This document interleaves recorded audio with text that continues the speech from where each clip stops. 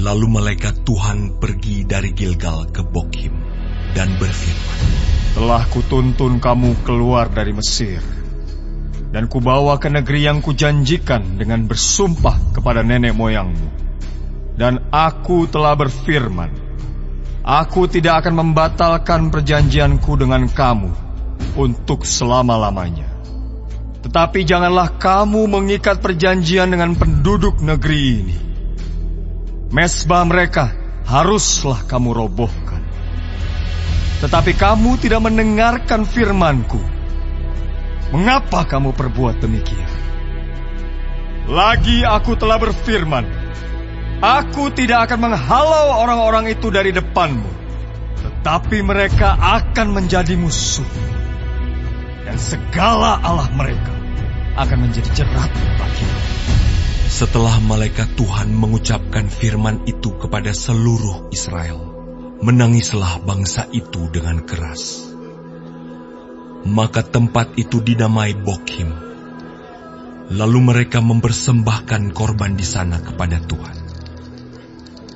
Setelah Yosua melepas bangsa itu pergi, maka pergilah orang Israel itu masing-masing ke milik pusakanya untuk memiliki negeri itu. Dan bangsa itu beribadah kepada Tuhan sepanjang zaman Yosua, dan sepanjang zaman para tua-tua yang hidup lebih lama daripada Yosua, dan yang telah melihat segenap perbuatan yang besar yang dilakukan Tuhan bagi orang Israel. Dan Yosua bin Nun, hamba Tuhan itu, mati pada umur 110 tahun.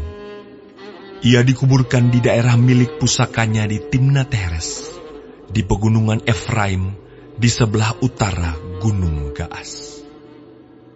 Setelah seluruh angkatan itu dikumpulkan kepada nenek moyangnya, bangkitlah sesudah mereka itu angkatan yang lain yang tidak mengenal Tuhan ataupun perbuatan yang dilakukannya bagi orang Israel. Lalu orang Israel melakukan apa yang jahat di mata Tuhan, dan mereka beribadah kepada para Baal.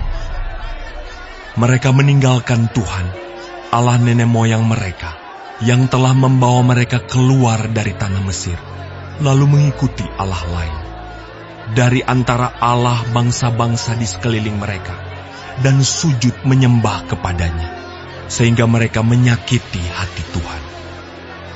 Demikianlah mereka meninggalkan Tuhan dan beribadah kepada Baal dan para Asitoret. Maka bangkitlah murka Tuhan terhadap orang Israel.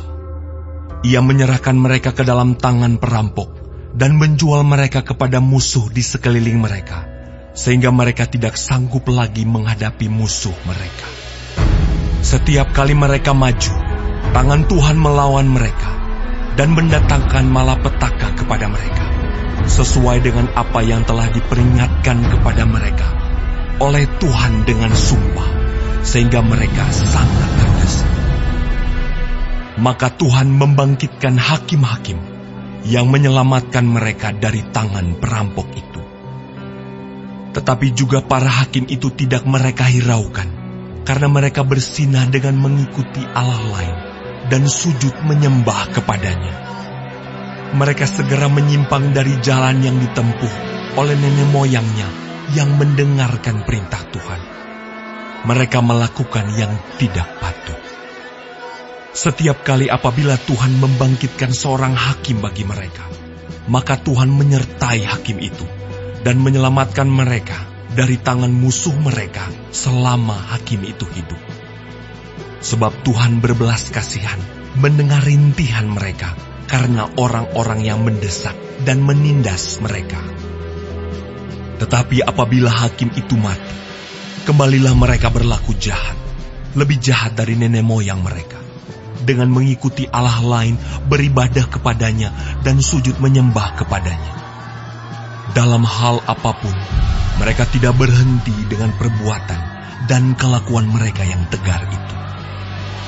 Apabila murka Tuhan bangkit terhadap orang Israel, berfirmanlah Ia, "Karena bangsa ini melanggar perjanjian yang telah kuperintahkan kepada nenek moyang mereka, dan tidak mendengarkan firman-Ku, maka aku pun tidak mau menghalau lagi dari depan mereka satu pun dari bangsa-bangsa yang ditinggalkan Yosua pada waktu matinya, supaya dengan perantaraan bangsa-bangsa itu aku mencobai orang Israel, apakah mereka tetap hidup menurut jalan yang ditunjukkan Tuhan, seperti yang dilakukan oleh nenek moyang mereka, atau tidak.